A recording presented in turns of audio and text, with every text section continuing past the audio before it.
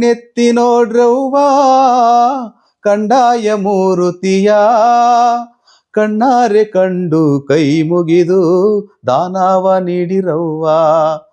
ನೀವು ಎತ್ತಿ ನೋಡ್ರವ್ವ ಕಂಡಾಯದ ಮೂರುತಿಯ, ಕಣ್ಣಾರೆ ಕಂಡು. ರವಿಕುಮಾರ್ ಸರ್ ನಮಸ್ತೆ. ನಮಸ್ತೆ ಸರ್.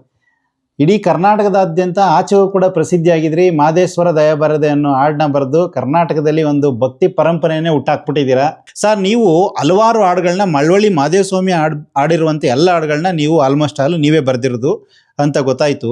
ಅದರಲ್ಲಿ ಒಂದು ಹಾಡು ಬಗ್ಗೆ ನಾವು ಕೇಳ್ಬೇಕು ಅನ್ಕೊಂಡಿದೀವಿ. ಯಾವ ಹಾಡು ಅಂತಂದ್ರೆ ಕಣ್ಣೆತ್ತಿ ನೋಡ್ರವ್ವ ಕಂಡಾಯದ ಮೂರ್ತಿಯ ಅನ್ನೋ ಒಂದು ಹಾಡು ಎಷ್ಟು ಪ್ರಸಿದ್ಧಿ ಅಂತಂದ್ರೆ, ನೀವು ಹಾಡ್ದಾಗ ಹೇಗಿತ್ತೋ ಇವತ್ತು ಯಾವುದೇ ಕಾರ್ಯಕ್ರಮದಲ್ಲಿ ಹೋದ್ರೂ ಕೂಡ ಜನ ನಿರೀಕ್ಷೆ ಮಾಡ್ತಾರೆ. ಆಡೋ ಕಲಾವಿದನ್ನು ಕೂಡ ಹಾಡೇ ಆಡ್ತಾನೆ, ಅಷ್ಟು ಪ್ರಸಿದ್ಧಿ ಆಗಿದೆಯಲ್ಲ. ಆ ಹಾಡು ಯಾವ ಸಂದರ್ಭದಲ್ಲಿ ಬಿಡ್ತು, ಏನ್ ಕಾರಣಕ್ಕೆ ಸರ್?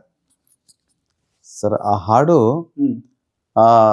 ಈಗ ನೀವು ಸಿದ್ದಪ್ಪಾಜಿ ಪವಾಡಗಳು ಹೌದು ಆ ಟೆಲಿಫಿಲ್ಮ್ ಮಾಡಿದೀವಿ ನಾವು, ನೋಡಿದ್ದೀರಿ. ಓಕೆ. ಆ ಟೆಲಿಫಿಲ್ಮ್ ಮಾಡುವಾಗ ಅಲ್ಲೊಂದು ಸನ್ನಿವೇಶ ಬರುತ್ತೆ. ಸಿದ್ದಪ್ಪಾಜಿ ಅವರನ್ನ ಮಂಟೇಸ್ವಾಮಿ ಅವರು ಕಬ್ಬಿಣದ ಭಿಕ್ಷೆಗಾಗಿ ಹಲಗೂರು ಚಿಲಾಪುರಕ್ಕೆ ಕಳ್ಸಿರ್ತಾರೆ. ಅಲ್ಲಿ ಹೋಗಲ್ಲ ಅಂತ ಸಂದರ್ಭದಲ್ಲಿ ಹೋಗಲಾರೆ ಹಲಗೂರಿಗೆ ಹಾಡು ಆಯ್ತು.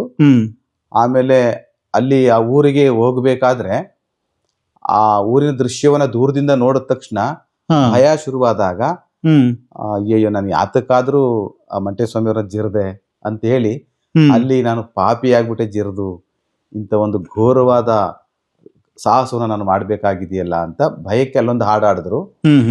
ಅದೇ ಏಕೆ ಜರಿದೆ ಅದು. ಅದ ನಂತರ ಧೈರ್ಯ ಮಾಡಿ ಊರೊಳಗಡೆ ಬಂದ್ಬಿಡ್ತಾರೆ. ಆದ್ರೆ ಬರೋದು ಅಷ್ಟು ಸುಲಭ ಇರ್ಲಿಲ್ಲ. ಅಲ್ಲಿ ಪಾಳ್ಯಗಾರರ ಊರು ಪರಂಪರೆ ಇತ್ತು. ಆ ಪರಂಪರೆಯಲ್ಲಿ ಹೊರಗಿಂದ ಯಾರೊಬ್ರು ಕೂಡ ಅಷ್ಟು ಸುಲಭವಾಗಿ ಬರೋ ಹಾಗಿರ್ಲಿಲ್ಲ.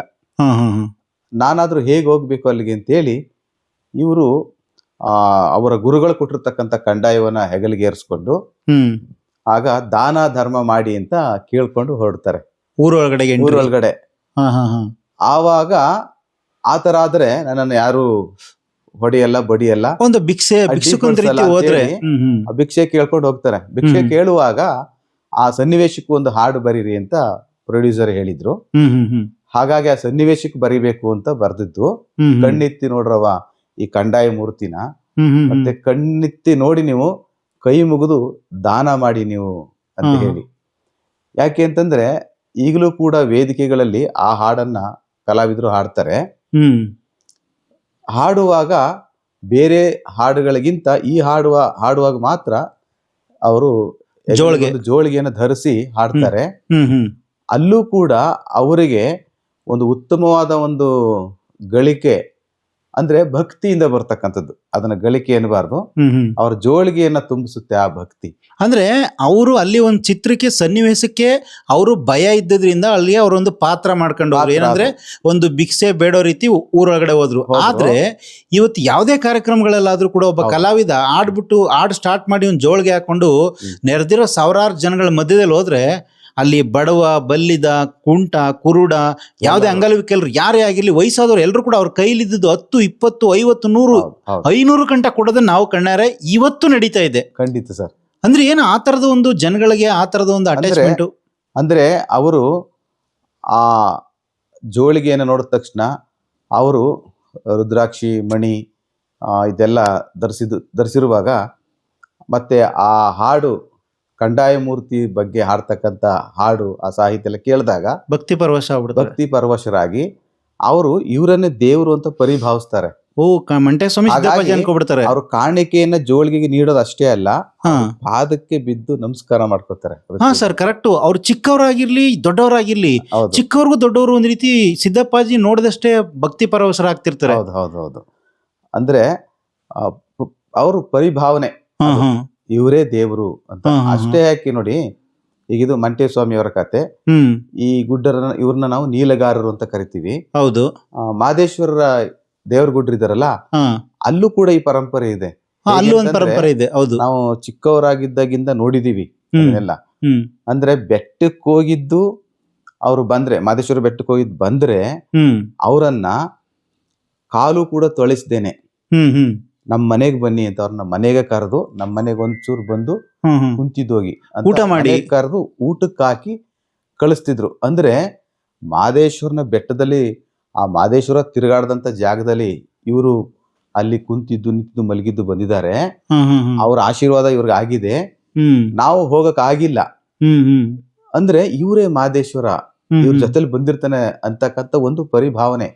ಹಾಗಾಗಿ ಅವ್ರನ್ನ ಮನೆಗೆ ಕರೆದು ಊಟ ಹಾಕಿ ಅವರಲ್ಲೇ ಮಾದೇಶ್ವರನ ಕಾಣತಕ್ಕಂಥ ಒಂದು ಪರಿಭಾವನೆ ಆಗಿಂದು ಇದೆ. ಹಾಗಿಂದ ಇದೆ ಇಲ್ಲೂ ಕೆಲವು ಕಡೆ ಇನ್ನು ಈಗ್ಲೂ ಇದೆ ಕೆಲವು ಕಡೆ. ಒಂದ್ 20-30 ವರ್ಷದಿಂದ ನಾವು ನೋಡಿರ್ತಿದ್ವಿ. ಅಂದ್ರೆ ಬಂದು ಎಲ್ಲರ ಮನೆಗೂ ಹೋಗಿ ಅವ್ರು ವಿಸಿಟ್ ಮಾಡೋರು, ಅಂದ್ರೆ ಹೋಗಿ ಅಲ್ಲಿಗೆ ಹೋಗಿ ಬರೋರು, ಅವ್ರ ಮನೇಲಿ ಕೊಟ್ಟದಂತ ಊಟ ಮಾಡಿ, ಅಂದ್ರೆ ಅವ್ರ ಏನೇ ಅಡಿಗೆ ಮಾಡಿದ್ರು ಅದು ಕೊಟ್ರೆ ಅವ್ರ ಪ್ರಸಾದ ರೀತಿ ತಿಂದು ಬರ್ತಿದ್ರು. ಅಂದ್ರೆ ಅಲ್ಲಿ ಬಂದದ್ದು ಒಂದ್ ರೀತಿ ಇದ್ರೆ ಹೋಗುವಾಗ್ಲೂ ಕೂಡ ಒಂಥರ ವಿಶೇಷತೆ ಇರ್ತದೆ ಸರ್. ಮಾದೇಶ್ವರ ಬೆಟ್ಟಕ್ಕೆ ಹೋಗ್ಬೇಕಾದ್ರೆ ಅವರು ಮನೆಯಿಂದ ಹೊರಟು ಊರಿನ ಒಂದು ಹೆಬ್ಬಾಗಿಲ ಹತ್ರ ಅಲ್ಲಿ ಬಾವಿನೋ ಅಥವಾ ಸಣ್ಣ ಕೊಳವೋ ಕೆರೆಯೋ ಇದ್ರೆ, ಅಥವಾ ಇಲ್ಲ ಅಂದ್ರೆ ಈ ಕಾಲದಲ್ಲಿ ನಲ್ಲಿ ಇರ್ತದಲ್ಲ ಬೋರ್ವೆಲ್, ಅಲ್ಲಿ ಕೂಡ ಗಂಗೆ ಪೂಜೆಯನ್ನ ಅಲ್ಲಿ ಮಾಡ್ತಾರೆ. ಫಸ್ಟ್ ಗಂಗೆ ಪೂಜೆ ಮಾಡಿ ಹೋಗ್ತಿದ್ರು. ಮನೆ ಮಂದಿ ಎಲ್ಲ ಹೋಗಿ ಬೆಟ್ಟಕ್ಕೆ ಹೋಗೋರ್ನ ಅಲ್ಲಿ ಪೂಜೆ ಮಾಡಿ ಕಳಿಸ್ಕೊಡ್ತಿದ್ರು, ಅವ್ರನ್ನ ಕಳಿಸ್ಕೊಡ್ತಾರೆ. ಕಳಿಸುವಾಗ ಇವ್ರು ಅವ್ರಿಗೆ ಧೂಪ ಹಾಕಿ ಬೆಟ್ಟದಲ್ಲಿ ನೀವು ನಮ್ಮ ಹೆಸರಲ್ಲಿ ಅಂತ ಕಾಸು ಕೊಡ್ತಾರೆ, ದುಡ್ಡು ಕಾಸು ಕೊಡ್ತಾರೆ. ಎಷ್ಟೆಷ್ಟು ಕೊಡ್ತೀರಿ ಸರ್ ಅವಾಗ? ಅಂದ್ರೆ ಅವಾಗೆಲ್ಲ ಒಂದ್ 2 ರೂಪಾಯಿ 5 ರೂಪಾಯಿ ಈ ತರ ಕೊಡೋರು. ಅವಾಗ 5 ರೂಪಾಯಿನೇ ಜಾಸ್ತಿ ಬಿಡಿ ಅವಾಗ. ಆ ಕಾಲದಲ್ಲಿ 2 ರೂಪಾಯಿ 1 ರೂಪಾಯಿ ಕೊಡೋದು ನಾವು ನೋಡಿದ್ವಿ ನಾವು ಕೂಡ. ಮತ್ತೆ ಅವರು ಅದನ್ನ ಇಸ್ಕೊಂಡಂತ ಬೆಟ್ಟಕ್ಕೆ ಹೋಗ್ತಕ್ಕಂತ ಪರ್ಸೆ ಅವ್ರು ಸುಮ್ನೆ ಹೋಗ್ತಿರ್ಲಿಲ್ಲ. ಅವರೊಂದಷ್ಟು ಚಿಲ್ಲರೆ ಕಾಸೆಲ್ಲ ಮಾಡಿಸಿ ಇಟ್ಕೊಂಡಿರೋರು. 1 ರೂಪಾಯಿ 50 ಪೈಸೆ 4 ರೂಪಾಯಿ ಎಲ್ಲ ಅದನ್ನ ಈ ಚಿಕ್ಕ ಮಕ್ಕಳಿಗೆಲ್ಲ ಕೊಟ್ಟು ಹೋಗ್ತಕ್ಕಂಥವ್ರು. ಅಂದ್ರೆ ಇದ್ರ ಹಿಂದೆ ಈ ಹಿನ್ನೆಲೆ ಏನಂತಂದ್ರೆ, ದೇವರಿಗೆ ಬರುವಾಗ ನೀನ್ ಎಷ್ಟೇ ಶ್ರೀಮಂತ ಆಗಿರು, ಆದ್ರೆ ನಿನ್ನ ಧನ ನನಗೆ ಅರ್ಪಣೆ ಆಗೋದಿಲ್ಲ. ಅಂದ್ರೆ ನೀನು ಬೇಡಿ ಬಂದೆ ನನ್ನನ್ನ ದರ್ಶನ ಮಾಡ್ಬೇಕು ಅಂತಕ್ಕಂಥದ್ದು ಪ್ರತೀತಿ. ಅಂದ್ರೆ ಇದ್ರ ಹಿಂದೆ ಮಾದಪ್ಪನ ಬೆಟ್ಟಕ್ಕೆ ಹೋಗ್ಬೇಕು ಅಂತಂದ್ರೆ ಬೇಡ್ಕೊಂಡು ಭಿಕ್ಷೆ ಬೇಡ್ಕೊಂಡು ಹೋಗಿ ನೀನು. ಹೌದು, ಈಗ ತಿರುಪತಿಗೆ ಹೋಗ್ಬೇಕಾದ್ರೂ ಹಾಗೇನೆ ನೋಡಿ. ಅವ್ರು ಶ್ರೀಮಂತ ಆಗಿರ್ಲಿ, ಅವರು ಒಂದು ಯಾತ್ರೆ ಮಾಡ್ತಾರೆ, ಒಂದು ತಟ್ಟೆ ಇಟ್ಕೊಂಡು 4-6 ಮನೆಗಾದ್ರೂ ಕೊನೆಗೆ ಒಂದ್ 4-6 ಮನೆನಾದ್ರೂ ಸುತ್ತಿ ಅವ್ರು ಕೊಟ್ಟಂತ ಕಾಸನ್ನ ತಗೊಳ್ತಾರೆ. ಅವ್ರ ಹತ್ರ ಅವ್ರ ಮನೇಲಿ ಕೋಟಿ ಇದ್ರು ಕೂಡ ಅದನ್ನ ಮಾಡಿ ಬರ್ಬೇಕು ಅಂತಕ್ಕಂಥ ಪ್ರತೀತಿ ಇದೆ. ಅಂದ್ರೆ ಶ್ರೀಮಂತರು ಅವರು ಬೇಕಾದಂತ ಉಡುಗೆಯನ್ನು ಧರಿಸಿ ಬೇಕಾದಂತ ವೈಭೋಗದಲ್ಲಿ ಬರಬಹುದು, ಆದ್ರೆ ಬಡವ ಅಂದ್ರೆ ನನ್ನ ದರ್ಶನಕ್ಕೆ ಬರ್ಬೇಕಾದ್ರೆ ನೀವು ಬಡವ ಬಲ್ಲಿದ ಎಲ್ಲರೂ ಕೂಡ ಒಂದೇ ಅಂತಕ್ಕಂಥ ಭಾವನೆಯನ್ನ ಮೂಡಿಸ್ಲಿಕ್ಕೆ ಆ ಒಂದು ಪ್ರತೀತಿ ಮೊದಲಿಂದಲೂ ಇದೆ. ಅದಕ್ಕೆ ಮಾದೇಶ್ವರರ ಆದರ್ಶ ಪುರುಷ, ಹೌದು ಹೌದು, ಮಾನವತಾ ದೈವ ಅಂತ ಕರೀತಾರೆ. ನಾವು ಈ ಕಾಲದಲ್ಲಿ ಹೀಗೆ ಸಮಾನತೆ ಬೇಕು ಅಂತೆಲ್ಲ ಕೇಳೋದಲ್ಲ, ಹಿಂದಿನಿಂದಲೂ ಕೂಡ ಅದಕ್ಕೆ ಹೋರಾಟ ಮಾಡದಂತ ಹೌದು ಹೌದು ಇಲ್ಲಿ ಪ್ರಮುಖ ವ್ಯಕ್ತಿ ಅನ್ಬೋದು. ಮಂಡ್ಯ ಸ್ವಾಮಿ ಅವರಾಗ್ಬೋದು, ಈ ತರ ಎಲ್ಲ. ಮತ್ತೆ ಅಲ್ಲಿ ಹೋಗಿ ಬಂದವ್ರಿಗೆ ಬೆಟ್ಟ ಇರ್ಬೋದು, ಕಪ್ಪಡಿ ಇರ್ಬೋದು, ಕಪ್ಪಡಿ ಪರ್ಸೆ ಬರ್ತಾರೆ ನೋಡಿ ಯುಗಾದಿ ಟೈಮ್ಗೆ. ಹೌದು, ಕಪ್ಪಡಿಗೆ ಹೋಗಿ ಅವರು ಕಪ್ಪಡಿ ರಾಚಪ್ಪಾಜಿ ಅವ್ರನ್ನ ದರ್ಶನ ಮಾಡಿ ಅವರು ಬರ್ತಾ ಇದ್ದಾರೆ ಅಂದ್ರೆ, ಅವರು ಕತ್ತಲಾದಾಗ ಕೆಲವು ಊರುಗಳಲ್ಲಿ ತಂಗುತ್ತಾರೆ. ಅಲ್ಲೆಲ್ಲ ತಂಗ್ತಾರೆ. ಅಂದ್ರೆ ಆ ತಂಗದಾಗ ಆ ಊರಿನವ್ರೆ ಆ ಪರುಸೆ ಎಷ್ಟು ಜನರಾದ್ರು ಇರ್ಲಿ ಅವ್ರಿಗೆ ಅಡುಗೆ ಮಾಡಿ ಅವರನ್ನ ಊಟ ಮಾಡಿಸಿ ಸತ್ಕರಿಸಿ ಮತ್ತೆ ಬೆಳಿಗ್ಗೆ ಅಲ್ಲಿಂದ ಬೀಳ್ಕೊಡ್ತಿದ್ರು. ಅಂದ್ರೆ ನಮ್ಮೂರಿಗೆ ಕಪ್ಪಡಿಯಿಂದ ಪರ್ಸೆ ಬಂದಿದ್ದಾರೆ ಅಂದ್ರೆ ಅವರನ್ನೇ ದೇವ್ರ ತರ ಭಾವಿಸಿ ಅವ್ರನ್ನ ಕೈ ಮುಗಿದು ಕಳಿಸ್ಕೊಡ್ತಿದ್ರು. ಅಂದ್ರೆ ಇವತ್ತು ಯಾಂತ್ರಿಕವಾಗಿ ಈಗಲೂ ಕೂಡ ನಡೀತಾ ಇದೆ. ಈಗಲೂ ನಡೀತಾ ಇದೆ. ಕಪ್ಪಡಿಯಿಂದ ಬರ್ಬೇಕಾದ್ರೆ ನೇರವಾಗಿ ಅವ್ರ ಊರಿಗೆ ಹೋಗೋದಿಲ್ಲ. ಬರುವಾಗ ಕನಿಷ್ಠ 2-3 ಹಳ್ಳಿಗಳಲ್ಲಿ ತಂಗಿದ್ದು ಬಿಡಾರ ಊರೋದು ಅಂತ ಬಿಡಾರ ಹೂಡಿ ಅಲ್ಲಿ ಸತ್ಕಾರನ ಪಡ್ಕೊಂಡು ಆ ನಂತರ ಕೊನೆಯ ದಿನ ಅವ್ರ ಊರಿಗೆ ಬರ್ತಾರೆ, ಅವರ ಸ್ವಂತ ಸ್ಥಳಕ್ಕೆ ಬರ್ತಾರೆ. ಸರ್, ಇವತ್ತು ಎಷ್ಟೇ ಯಾಂತ್ರಿಕವಾಗಿ ಸಾರಿಗೆ ವ್ಯವಸ್ಥೆ ಇದ್ರೂ ಕೂಡ ನಿಜವಾದ ಇದು ಎಲ್ಲ ಮರ್ತೋಗ್ತಾ ಇದೆ. ಹೌದು ಹೌದು. ಅಂದ್ರೆ ಈ ತರ ಸಾಂಪ್ರದಾಯಿಕವಾಗಿ ಹೋಗೋದ್ರಿಂದ ಮಾದಪ್ಪ ಒಲಿತಾನೆ ಅಂತ ಅನ್ನೋದು ಇತಿಹಾಸ ಹಿಂದೆ ಇತ್ತು, ಈಗ್ಲೂ ಇದೆ. ಆದ್ರೆ ಇವರು ಮುಂದುವರೆದು ಬಿಟ್ಟಿವಿ ಅಂದ್ಬಿಟ್ಟು ಹೇಗೆ ಹೊಟ್ಬಿಡ್ತಾರೆ. ಅಲ್ಲ ಈಗ ಬಿಡಿ, ಈಗ ಮಾದೇಶ್ವರ ಬೆಟ್ಟಕ್ಕೆ ಹೋಗ್ಬೇಕು ಅಂತ ನೆನಪಿಸ್ಕೊಂಡು ಇದ್ದಕ್ಕಿದ್ದಾಗಿ ಹೊರಟು ಬಿಡ್ತಾರೆ. ಕರೆಕ್ಟ್. ಆದ್ರೆ ಹಿಂದೆ ನಮ್ಮ ತಾತ ಮುತ್ತಾತ ಅವರೆಲ್ಲ ಏನು ಮಾಡಿದ್ರು ಆ ಪ್ರತೀತಿಗಿನ್ನ ಇನ್ನೂ ಕೂಡ ಕೆಲವರು ಪಾಲಿಸ್ತಾ ಇದ್ದಾರೆ. ನೀವ್ ಹೇಳ್ದಾಗ ಒಂದ್ ಮಾತು ಒಂದು ಸನ್ನಿವೇಶ ನೆನಪು ಬರ್ದೆ ಸರ್. ಈಗ ಅನ್ಕೊಂಡು ಹೊಂಟೋಗ್ತಾರೆ ಅಂತ ಹೇಳ್ತಿದ್ರಿ, ಆದ್ರೆ ಹಿಂದೆ ಮಾದೇಶ್ವರನ ಬೆಟ್ಟಕ್ಕೆ ಹೋಗ್ಬೇಕು ಅಂದ್ರೆ ನಾವು ಚಿಕ್ಕವರಾಗಿದ್ದಾಗ ಹ್ಮ್. ಅದು ಬುತ್ತಿ ಕಟ್ಟೋದು ಅನ್ನೋದು ಮತ್ತೆ ಎಲೆ ಏನೋ ತಂದು ಇದ್ ಮಾಡ್ತಿದ್ರು ಸರ್. ಹೌದು ಅದ್ರ ಬಗ್ಗೆ ಹೇಳಿ ಸರ್. ಹೌದು ಅಂದ್ರೆ ಬೆಟ್ಟಕ್ಕೆ ಹೋಗ್ಬೇಕಾದ್ರೆ ಒಂದು ವಾರ ಅಂತಾನೆ ಅವರು ಮನೆಯೆಲ್ಲ ಶುಚಿಗೊಳಿಸಿ ಬಹಳ ಎಲ್ಲರೂ ಕೂಡ ಮಡಿಯಾಗಿ ಒಂಥರ ಮನೆಯೆಲ್ಲ ಶುದ್ಧಗೊಳಿಸಿ ಆ ಒಂದು ವಾರ ಆ ಪೂರ್ತಿ ದಿನ ಖುಷಿಯಾಗಿರೋರು ಜನ ಹೌದು ಅಲ್ಲಿಗೆ ಹೋಗ್ತೀವಿ ಅಂತಾನೆ. ಹೋಗ್ತೀವಿ ಅಂತ ಹ್ಮ್ ಹ್ಮ್ ಆ ದಿನ ಅವ್ರಿಗೆ ಇಷ್ಟವಾದಂತ ಅಡುಗೆಯನ್ನ ಮಾಡಿ ಹ್ಮ್ ಹ್ಮ್ ಅದನ್ನ ಬುತ್ತಿಯನ್ನ ಕಟ್ಕೊಂಡು ಹ್ಮ್ ಅಲ್ಲಿ ಹೋಗಿ ಬೆಟ್ಟದಲ್ಲಿ ಹೋದ ಮೇಲೆ ಹ್ಮ್. ಅಲ್ಲಿ ದರ್ಶನ ಮಾಡಿ ಆನಂತರ ಅಲ್ಲಿ ಬುತ್ತಿಯನ್ನ ತಿಂತಿದ್ರು. ಸರ್ ತಿಂತಿದ್ರು ಅಂದಾಗ ನನಗೂ ಕೂಡ ನೆನಪಿದೆ, ನಾವು ಇದೇ ಮನೆಯಲ್ಲಿ ಅದೇ ಊಟ ಮಾಡಿರ್ತೀವಿ. ಹಾ ಅದು ಬೆಟ್ಟಕ್ಕೆ ಹೋಗಿ ಅದು ತಿಂದ್ರೆ ಅದ್ ಎಂತದ ಒಂಥರ ಟೇಸ್ಟ್, ಆಮೇಲೆ ಹೌದು. ಎಂತದ ಒಂದ್ ರೀತಿ ಖುಷಿ ಆಗ್ತಿತ್ತು. ಅದೇನ್ ಸರ್ ಅದು ಆ ತರದ್ ಹಾಗೇನೆ. ಮಹಿಮೆ? ಭಕ್ತಿ ಇದ್ದಾಗ ಹಾ ಅದು ವಿಶೇಷವಾದಂತ ರುಚಿಯನ್ನ ಕೊಡ್ತದೆ ಪ್ರತಿಯೊಬ್ಬರು ಕೂಡ. ಓಕೆ ಒಂದ್ಸಲ ಭಕ್ತಿ ಇರಬೇಕು. ಹಾ ಹಾ ಹಾಗೆ ಅವ್ರೊಬ್ಬರೇ ತಿಂತಿರ್ಲಿಲ್ಲ, ಅದನ್ನ ಹಂಚಿ ತಿಂತಿದ್ರು. ಹೌದು ಹೌದು ಹೌದು. ಅಲ್ಲೂ ಕೂಡ ಒಂದು ನೋಡಿ ಎಂತ ನೀತಿ ಇದೆ. ಹ್ಮ್ ಹ್ಮ್ ಹ್ಮ್ ಯಾರೋ ತಂದಿರೋದಿಲ್ಲ ಬುತ್ತಿನ, ಕೆಲವರು ಹ್ಮ್ ಹ್ಮ್ ಹ್ಮ್ ಕೆಲವರು ತಂದಿರ್ತಾರೆ. ಹೌದೌದು. ಆದ್ರೂ ಕೂಡ ತಂದವರೆಲ್ಲ ಎಲ್ಲರಿಗೂ ಹಂಚಿ ತಿಂತಿದ್ರು. ಅಲ್ಲೊಂದು ಅವ್ರು ಯಾರು ಇವ್ರು ಯಾರು ಅಂತಕ್ಕಂತ ಯಾವ ಜಾತಿ ಧರ್ಮ ಯಾವ್ದು ಇರ್ತಿರ್ಲಿಲ್ಲ ಅಲ್ಲಿ. ಅದೇನು ಇಲ್ಲ. ಅಲ್ಲಿ ಇದ್ದದ್ದೊಂದೇ ಭಕ್ತಿ. ನಾವೆಲ್ಲರೂ ಮಾದಪ್ಪನ ಭಕ್ತರು ಹಾ, ಹಾ, ಹಾ. ಅಷ್ಟೇ ಅವ್ರಿಗೆ ಗೊತ್ತಾಗ್ತಕ್ಕಂಥದ್ದು ಅಂದ್ರೆ ಇಂಥ ಕ್ಷೇತ್ರಗಳಲ್ಲಿ ನಿಜವಾದ ಮಾನವೀಯತೆ ಮನುಷ್ಯತ್ವ ಅನ್ನೋದು ಇದೆ. ಅಲ್ಲಿ ಓದಕ್ ಬೆಳೀತೆ, ತುಂಬಾ ಅಲ್ಲಿಂದ ಇದೆ, ಬಂದಾಗಿರೋದಿಲ್ಲ. ತುಂಬಾ ಇರುತ್ತೆ. ಹೌದು, ಅಲ್ಲಿಂದ ಬಂದ್ಮೇಲೆ ಕೆಲವರು ಅಷ್ಟೇ ಮರೀತಾರೆ. ಈಗಲೂ ಎಲ್ಲರೂ ಚೆನ್ನಾಗೇ ಇರ್ತಾರೆ. ಎಲ್ಲೋ ಕೆಲವರು ಹೌದೌದು. ಹೋಗ್ತಾರೆ, ಬಂದ ಮೇಲೆ ಅದು ಏನಿಲ್ಲ ಆಗಿರ್ತಾರೆ. ಅಂದ್ರೆ ಮಾದಪ್ಪನ ಬೆಟ್ಟಕ್ಕೆ ಹೋಗ್ ಬರೋದು ಒಂಥರ ಅಂದ್ರೆ ಈ ತರದ ಅಂದ್ರೆ ಎಷ್ಟು ಜನ ಅದನ್ನ ಗೊತ್ತೇ ಇಲ್ಲ. ಮತ್ತೆ ಈ ನಮ್ಮ ದೇವರ ಗುಡ್ರು, ಈ ಕಲಾವಿದರುಗಳು ಇಂತ ಭಕ್ತಿ ಪರವಶವಾದಂತ ಹಾಡುಗಳನ್ನ ಹಾಡೋ ಮೂಲಕ ಅದನ್ನ ಎಲ್ಲರಿಗೂ ಮತ್ತೆ ಮತ್ತೆ ನೆನಪು ಮಾಡ್ತಾ ಇರ್ತಾರೆ. ನೋಡಿ ವೇದಿಕೆಯಲ್ಲಿ ಅವ್ರು ಹಾಡಿದ್ರೆ ಮತ್ತೆ ಇವರೆಲ್ಲರ ಮನಸ್ಸು ಕಪ್ಪಡಿಗೆ, ಚಿಕ್ಕಲ್ಲೂರಿಗೆ ಹೋಗ್ಬಿಡ್ತದೆ. ಕಣ್ಣೆತ್ತಿ ನೋಡಿರುವ ಕಂದಾಯ ಮೂರ್ತಿ ಅಂದ ತಕ್ಷಣ ಇವರೆಲ್ಲರೂ ಇವ್ರ ಮನಸ್ಸೆಲ್ಲ ಬಪ್ಪೇಗೌಡನಪುರ, ಮಂಟೇಸ್ವಾಮಿ, ಸಿದ್ದಪ್ಪಾಜಿ ಅಲ್ಲಿರ್ತಾರೆ. ಹಾಗಾಗಿ ಆ ಭಕ್ತಿಯಿಂದ ಅವ್ರಿಗೆ ಜೋಳಿಗೆ ಕಾಣಿಕೆಯನ್ನು ಇಟ್ಟು ಅವ್ರ ಪಾದಕ್ಕೆ ನಮಸ್ಕಾರ ಮಾಡಿ, ಅಂದ್ರೆ ಮನಸಾರೆ ನಮಸ್ಕಾರ ಮಾಡ್ತಾರೆ. ಅದು ಕಾಟಾಚಾರ ಅಲ್ಲ. ಅಷ್ಟೊಂದು ಇದಿದ್ದಾರೆ ಈಗಲೂ ಕೂಡ ಜನ ಭಕ್ತಿ. ಸರ್ ಈಗ ಈ ಹಾಡನ್ನ ಕಣ್ಣೆತ್ತಿ ನೋಡ್ರವ, ಮಾದೇಶ್ವರ ದಯ ಬಾರದೆ, ಅನುಗಾಲ ಬೇಡುವನೆಯ, ನಿನ್ನ ನೆನದ ಜೀವನ, 1-2 ಇತಿಹಾಸಗಳಾಗ್ಬಿಟ್ಟಿದೆ ನೀವು ಬರೆದಿರೋ ಹಾಡುಗಳು. ನಾವಿಲ್ಲ ಅಂದ್ರೂ ಕೂಡ ಈ ಹಾಡು ಉಳ್ಕೊಳ್ಳುವಂಥದ್ದಿದೆ. ಆದ್ರೆ ಈ ಬೆಪ್ಪಗಡಂಪುರ ಸಿದ್ದಪ್ಪಾಜಿ ಆಗಿರ್ಬೋದು, ಮಂಟೇಸ್ವಾಮಿ ಆಗಿರ್ಬೋದು, ಮಾದಪ್ಪ ಆಗಿರ್ಬೋದು, ಇವ್ರ ಹಾಡುಗಳನ್ನ ಯಾವುದೇ ಈಗ ಸದ್ಯಕ್ಕೆ ಈಗ ನಾವು ಕಣ್ಣೆತ್ತಿ ನೋಡ್ರವ ಹಾಡನ್ನ ಹೊಸ್ದಾಗಿ ಯಾರ ಕೇಳಿದ್ರು ಒಂದ್ ರೀತಿ ವೈಬ್ ಕ್ರಿಯೇಟ್ ಆಗುತ್ತೆ, ಏನೋ ಒಂಥರ ರೋಮಾಂಚನ ಆದಂಗೆ ಆಗುತ್ತೆ. ಈ ತರ ಆಗ್ಬೇಕು ಅಂದ್ರೆ ಇದರ ಸಾಹಿತ್ಯ, ಸಂಗೀತ, ಇದ್ರ ಪರಿಕಲ್ಪನೆ ಎಲ್ಲ ನಿಮ್ದೆ. ಹಂಗಾಗಿ ನಿಮಗೆ ಹೆಂಗೆ ಇದು ಬಂತು ಸರ್? ಅಂದ್ರೆ ಆ ದೇವ್ರ ಏನಾದ್ರು ನಿಮ್ಗೆ ಏನೋ ಸೂಚನೆ ಕೊಟ್ಟು ಮಾಡಿದ್ದ, ಅಥವಾ ನಿಮ್ಗೆ ಹೇಗ್ ಬಂತು ಸರ್? ಯಾಕಂದ್ರೆ ಈ ಹೊಸ್ದಾಗಿ ಕೇಳೋರ್ಗು ಆ ಫೀಲ್ ಬರುತ್ತೆ ಅದಕ್ಕೆ. ಏನಿಲ್ಲ ಸರ್, ಆ ಥರ ಏನಿಲ್ಲ. ಅಲ್ಲಿ ಸನ್ನಿವೇಶಕ್ಕೆ ಬರಿಬೇಕಿತ್ತು. ಅಂದ್ರೆ ಅಲ್ಲಿಯ ಸನ್ನಿವೇಶಕ್ಕೆ ಅಲ್ಲಿ ಏನಾಗಿದೆ ನೋಡಿ, ಕಣ್ಣೆತ್ತಿ ನೋಡ್ರವ ಕಂದಾಯ ಮೂರ್ತಿಯ ಆ ಪಲ್ಲವಿ ಆದ್ಮೇಲೆ ಚರಣದಲ್ಲಿ ಈ ಕಂದಾಯ ಎಲ್ಲಿಂದ ಬಂತು, ಹೇಗೆ ಬಂತು, ಉತ್ತರ ದೇಶದಿಂದ ಬಂದಂತ ಈ ಉರಿಗಂಡಾಯ, ಇದು ಹೀಗೆ ಹೀಗೆ ಅಂತ ಇಲ್ಲಿ ಹೇಳಾಯ್ತು. ಸೆಕೆಂಡ್ ಚರಣಕ್ಕೆ ಬಂದಾಗ ಅನ್ನ ಕೊಟ್ಟವರ ಮನೆ ಅಲ್ಲಿ ಹೊನ್ನಾಗುತ್ತೆ ಅಂದ್ರೆ ಒಂದು ಮಾತಿದೆ ನೋಡಿ, ಅನ್ನ ಕೊಟ್ಟವ್ರ ಮನೆ ಹಾಲು ಸಾಗರವಾಗುತ್ತೆ ಅಂತ.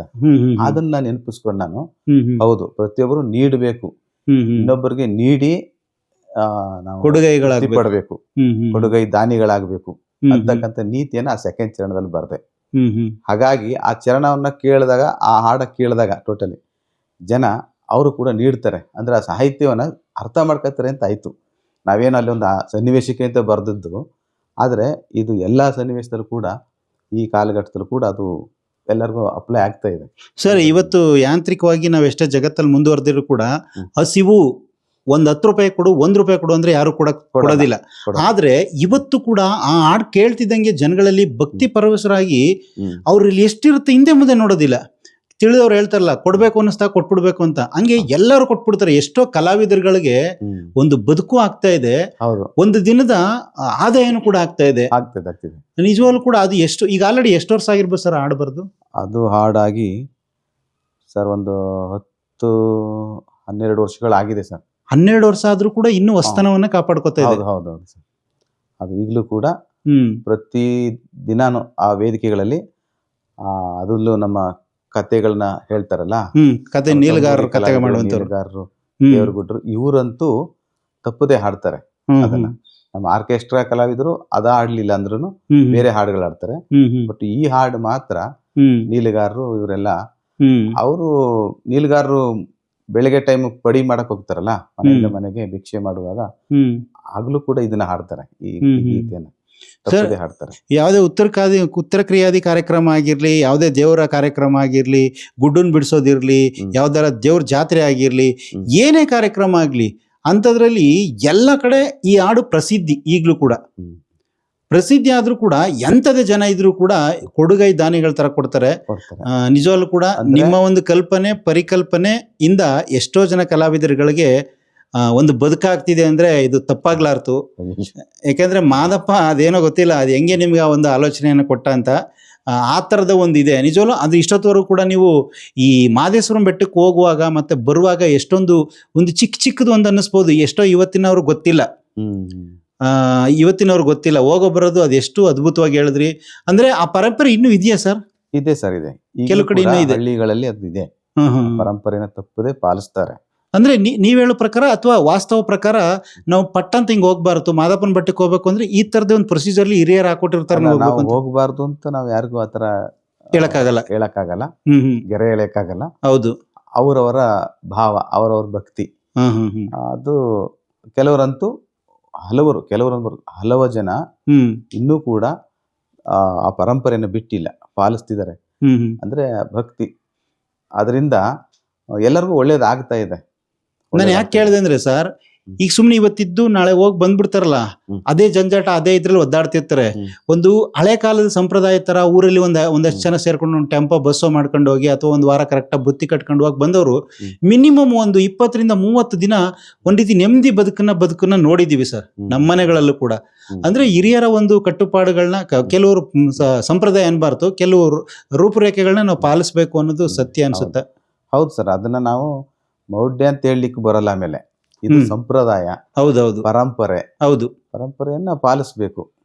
ಹೌದು, ಪರಂಪರೆ ಅಂದ್ರೆ ನಮ್ಮ ಹಿರಿಕರು ಒಳ್ಳೆದನ್ನ ಹಾಕೊಟ್ಟಿರುವಂತದ್ದು. ಮೌಢ್ಯ ಇದೆ ನೋಡಿ, ಅವರು ಹೋಗುವಾಗ ಇಲ್ಲಿರ್ತಕ್ಕಂಥ ನಾನು ಹೋಗಕ್ ಆಗಿಲ್ಲ ಅಂತ ಅವ್ರಿಗೆ ಹಣ ಕೊಡ್ತಾರೆ, ಅವ್ರ ಹೆಸರಲ್ಲಿ ಧೂಪ ಹಾಕಿ ಮಾದಪ್ಪನಿಗೆ ಅಂತ ಹೇಳಿ. ಅಂದ್ರೆ ನನ್ನ ಇಲ್ಲಿದ್ರು ನನ್ನ ಭಕ್ತಿ ಮಾದಪ್ಪನಿಗೆ ಸೇರಬೇಕು ಅಂತ. ಮತ್ತೆ ಅವರು ಸುಮ್ನೆ ಹೋಗುವಾಗ ಹಂಚಿ ಹೋಗ್ತಾರೆ ಅವರು ಕೂಡ. ಅಂದ್ರೆ ಈಗಲೂ ಕೂಡ ಒಂದು ನೀತಿ ಏನಿದೆ ನೋಡಿ, ಅದು ನಾನು ಅವಾಗ್ಲೇ ಹೇಳ್ದಂಗೆ ಸರ್, ಪರಂಪರೆ ಅಂದಂಗೆ ಈ ಕಡೆ ₹1 ₹2 ಕೊಟ್ಟಿದ್ರು ಕೂಡ ಆ ಕಡೆಯಿಂದ ಬರುವಾಗ ಅವರು ಹಿಂದೆ ಅಷ್ಟೇ ಕಡು ಬಡತನ ಇದ್ರು ಕೂಡ ಬಂದವ್ರಿಗೆಲ್ರು ಕಡಲೆಪುರಿ ಕೊಡುವಂತದ್ದು ಪ್ರಸಾದವಾಗಿ ಮನೆಗೆ ತಗೊಂಡೋಗಿ ಕೊಡ್ತಿದ್ರು. ಹೌದೌದು, ಬಂದ್ಮೇಲೆ ಆ ಎಲ್ಲರ ಮನೆಗಳಿಗೂ ಪ್ರಸಾದ ಅಲ್ಲಿಂದ ತಂದಂತ ಕಡಲೆಪುರಿ ಇರಬಹುದು, ಹಣ್ಣುಗಳು ಇರಬಹುದು, ವಿಭೂತಿ ಹಣ್ಣುಗಳು, ಇದನ್ನೆಲ್ಲ ಮತ್ತೆ ಈಗ ಲಡ್ಡು ತರ್ತಾರೆ ಚೆನ್ನಾಗಿ, ಒಂದಷ್ಟು ತಂದು ಎಲ್ಲಾರ್ಗು ಆ ಪ್ರಸಾದವನ್ನೇ ಹಂಚ್ತಾರೆ. ಅದನ್ನ ಪಡ್ಕೊಂಡಂತವ್ರು ಕಣ್ಣಿಗೊತ್ಕೊಂಡು ಮಾದಪ್ಪನ ಹೆಸರು ಹೇಳಿ ಅದನ್ನ ಉಪಯೋಗಿಸ್ತಾರೆ ಹಿಂದೆ. ಅಂದ್ರೆ ಇಲ್ಲ, ಈಗಲೂ ಇದೆ ಕೆಲವು ಕಡೆ. ಹೌದೌದು, ಈಗಲೂ ಇದೆ. ಅಂದ್ರೆ ಮಾದೇಶ್ವರನನ್ನ ಅಷ್ಟು ಚೆನ್ನಾಗಿ ನಂಬಿದ್ದಾರೆ ಭಕ್ತಾದಿಗಳು. ಮತ್ತೆ ಆ ಹಾಡು ಕೇಳಿದ್ರಲ್ಲ, ಅದು ಸಾಹಿತ್ಯ ಆಯ್ತು, ಹಿನ್ನೆಲೆ ಆಯ್ತು, ಮತ್ತೆ ಹಾಡಿರ್ತಕ್ಕಂಥ ಗಾಯಕರಿದಾರಲ್ಲ, ಡಾಕ್ಟರ್ ಮಳವಳ್ಳಿ ಮಾದೇಸ್ವಾಮಿ ಅವರು ಕೂಡ ಬಹಳ ಅದ್ಭುತವಾಗಿ ಅದನ್ನ, ಕಂಚಿನ ಕಂಠದ ಗಾಯಕ ಅವ್ರದ್ದು ಒಂಥರ ತಾರಾಸ್ಥಾಯಿ. ಅವರ ಧ್ವನಿ ಯಾವಾಗಲೂ ತಾರಾದಲ್ಲೇ ಹಾಡ್ತಿರ್ತಾರೆ, ಚೆನ್ನಾಗಿ ಹಾಡಿದ್ದಾರೆ, ಅದ್ಭುತವಾಗಿ ಹಾಡಿದ್ದಾರೆ. ಅದು ಕೂಡ ಅಲ್ಲಿ ಬರೀ ಸಾಹಿತ್ಯ ಅಲ್ಲ, ಬರೀ ಸಂಗೀತನೇ ಅಲ್ಲ, ಹೌದೌದು, ಅದು ಕೂಡ ಗಾಯಕರ ಶ್ರಮನೂ ಇದೆ. ಮುಟ್ತಕ್ಕಂಥ ಧ್ವನಿ ಅದು, ಹಾಡಿದ ತಕ್ಷಣ ಮುಟ್ತಕ್ಕಂಥ ಧ್ವನಿ ಅದು. ಹೌದು ಸರ್, ಖಂಡಿತವಾಗಿಯೂ ನಿಮ್ಮ ಸಾಹಿತ್ಯ ಆಗಿರ್ಬೋದು, ಜಗತ್ ಪ್ರಸಿದ್ಧಿ ಆಗಿರುವಂಥ ಮಳವಳ್ಳಿ ಮಾದೇಸ್ವಾಮಿ ಅವರ ಧ್ವನಿಯಿಂದ ಇವತ್ತು ಮಾದೇಶ್ವರ ಸಿದ್ದಪ್ಪಾಜಿ ಮಂಟೇಸ್ವಾಮಿ ಪರಂಪರೆ ಒಂದು ಇನ್ನು 106 ಶತಮಾನಗಳು ಕೂಡ ಉಳ್ಕೊಳ್ಳುವಂಥ ಪರಂಪರೆಯನ್ನು ಸೃಷ್ಟಿ ಮಾಡಿದ್ದೀರಾ. ಇಷ್ಟೊತ್ತವರೆಗೂ ಕೂಡ ಒಂದು ಕಣ್ಣೆತ್ತಿ ನೋಡ್ರವ ಕಂದಾಯದ ಮೂರ್ತಿಯ ಅನ್ನೋ ಹಾಡಿನ ಬಗ್ಗೆ ಇಷ್ಟೊತ್ತವರೆಗೂ ವಿವರವಾಗಿ ತಿಳಿಸ್ಕೊಟ್ರಿ. ಅದೇ ತರ ಅಲ್ಲಿ ನೋಡಿ ಇನ್ನೊಂದು ಹಾಡಿದೆ ಮಾದೇಶ್ವರದ್ದು, ಕೇಳಿರ್ಬೋದು ನೀವು. ಯಾವ ಹಾಡು ಸರ್? ಏನು ಮೋಜಿದೇನು ಮೋಜು ಏಳು ಮಲೆಯಲಿ, ನಮ್ಮೂಡಲ ದೊರೆ ಮೆರೆಯುತ್ತಾರೆ ಚಿನ್ನದ ತೀರಲಿ. ಆ ಗೀತೆಯಲ್ಲಿ ಕೂಡ ಇದೇ ಕಂಟೆಂಟ್ ಇದೆ ಆ ಹಾಡಿನ ಚರಣಗಳಲ್ಲಿ. ಓಕೆ, ಅಂದ್ರೆ ಎಲ್ಲೆಲ್ಲಿಂದಲೋ ಬರ್ತಾರೆ, ಯಾವ್ದ್ಯಾವ್ದೋ ಊರಿಂದ ಬಂದವರು ಅಲ್ಲಿ ಬಂದಾಗ ನಾವೆಲ್ಲ ಒಂದು ಅಂತಕ್ಕಂತ ಕರೆಕ್ಟ್ ಸರ್, ಅದೊಂದು ಭಾವನೆಯಿಂದ ಬದುಕ್ತಾರೆ. ಹೌದೌದು. ಅವರು ಅಡುಗೆ ಮಾಡಿ ಇವ್ರನ್ನ ಕರೀತಾರೆ, ಇವ್ರು ಅಡುಗೆ ಮಾಡಿ ಅವ್ರನ್ನ ಕರೀತಾರೆ, ಹಿಂದೆ ಎಲ್ರು ಕೂಡಿ ಅಲ್ಲಿ ಈಗಲೂ ಕೂಡ ಇದೆ ಅದು. ಕೆಲವ್ರು ಮಾಡ್ತಾರೆ, ಎಲ್ರು ಮಾಡಲ್ರು. ಅಲ್ಲಿ ಪ್ರಸಾದವನ್ನ ತಿಂದು ಒಟ್ಟಿಗೆ ಅಲ್ಲಿ 5 ದಿನವೋ 9 ದಿನವೋ ಅಲ್ಲಿರುವಷ್ಟು ದಿನ ಒಟ್ಟಿಗಿದ್ದು ಒಂದು ಸಾಮರಸ್ಯವನ್ನ ಕಾಪಾಡ್ತಾರೆ. ಹೌದೌದು. ಅದು ಮಹದೇಶ್ವರ ಬೆಟ್ಟ. ಬೈಲೆಲ್ಲ ಎಲ್ಲ ಮಲ್ಕೊಬಿಡ್ತಿದ್ರು, ಎಲ್ಲ ಒಟ್ಟೊಟ್ಟಿಗೆ ಮಲ್ಕತ್ರಿ, ಹೆಣ್ಣು ಗಂಡು ಅದು ಭೇದ ಭಾವ ಇರ್ತಿ, ಎಲ್ಲ ಒಟ್ಟಿಗೆ ಇಲ್ಲ ಮಲ್ತಿದ್ರು. ಬಿಡಿ, ಈಗ ಅಂದ್ರೆ ಎಲ್ಲರಿಗೂ ಕೂಡ ಭಕ್ತಾದಿಗಳು ಉಳ್ಕೊಳ್ಳೋದಕ್ಕೆ ವ್ಯವಸ್ಥೆಗಳು ವ್ಯವಸ್ಥೆ ಮಾಡಿದ್ದಾರೆ ಚೆನ್ನಾಗಿ. ಯಾರು ಬೈಲಲ್ಲಿ ಉಳಿಯಂಗಿಲ್ಲ, ಆತರ ಎಲ್ಲ ಚೆನ್ನಾಗಿ ಮಾಡಿದ್ದಾರೆ ಪ್ರಾಧಿಕಾರದವರು. ಓಕೆ ಓಕೆ, ಕಾಲಕ್ಕೆ ತಕ್ಕನಂಗೆ ಬದಲಾವಣೆಗಳಾಗಿದೆ ಸರ್. ಓಕೆ, ಧನ್ಯವಾದ ಸರ್. ಇಷ್ಟೊತ್ತವರು ಕೂಡ ಒಂದು ತಮ್ಮ ಅನುಭವದ ಮಾಹಿತಿಗಳನ್ನ ಹಂಚ್ಕೊಂಡಿದ್ದಕ್ಕೆ ಧನ್ಯವಾದ. Thank you sir. Thank you sir, thank you.